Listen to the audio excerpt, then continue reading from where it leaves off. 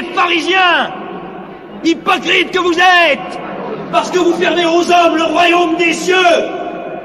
Vous n'y entrez pas vous-même, et vous n'y laissez pas entrer ceux qu'ils désirent. Conducteurs aveugles. Vous coulez un insecte, et vous avalez un chameau.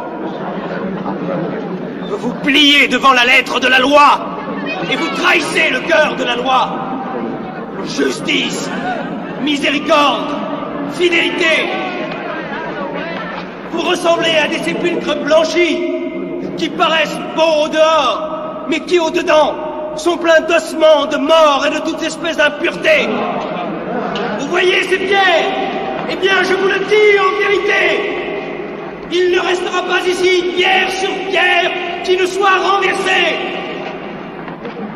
Votre maison sera laissée triste et déserte. Elle sera le domaine des lézards et des araignées.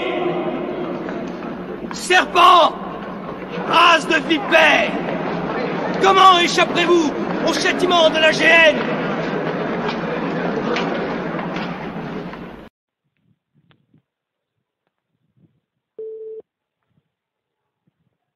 Allô? Oui, allô, c'est Malcolm, bonjour. Alaykoum salam. Oui, je vous appelle, je voulais savoir, est-ce que mince, est-ce que l'imam de la mosquée est présent par hasard? Est-ce qu'il est présent? En fait, je voulais savoir si l'imam de la mosquée est présent, je voulais poser une question religieuse si possible. Et oui, mais sauf que là, c'est la ligne de la mosquée, là, donc je suis le président. D'accord. Euh, Je peux oui. peut-être la poser à vous, Inch'Allah? Comment? Je peux peut-être poser ma question à vous? Oui, allez-y si vous voulez. Oui, en fait, je voulais vous réciter un verset du Coran par rapport à la prière. En fait, il y a, par exemple, sur la 110, non, sur la 10, sur la 17, le voyage nocturne, verset 110, Voilà, c'est Dieu, ça, oui. Dieu dit, invoquez Allah ou invoquez le tout miséricordieux, quel que soit le nom par lequel vous l'appelez, il a les plus beaux noms.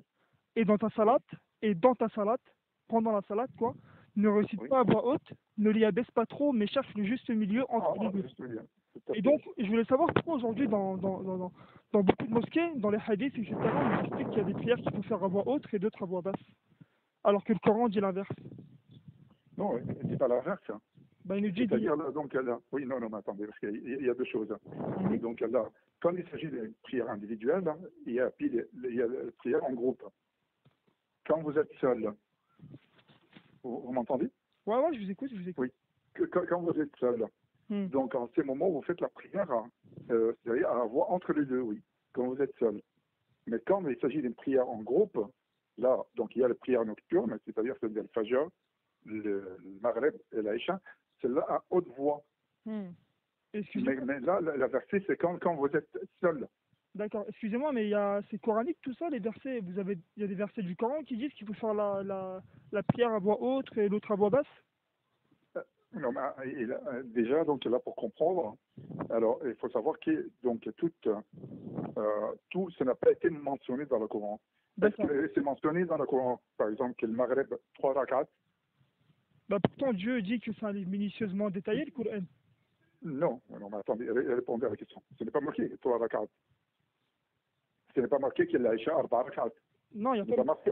On est bien d'accord. Il n'y a pas marqué en... Voilà, c'est ça. Donc, voilà. C'est-à-dire... Je peux terminer ma phrase.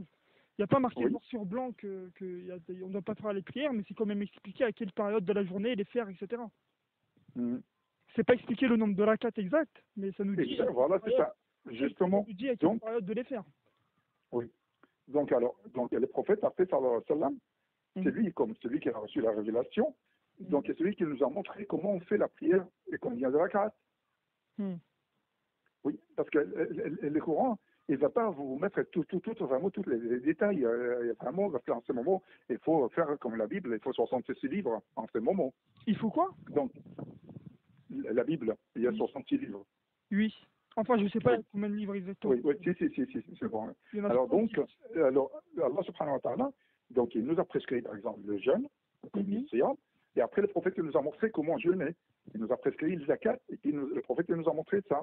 Et la prière, et comment on fait. Donc, tout ça, ces détails, c'est lui qui a reçu le message.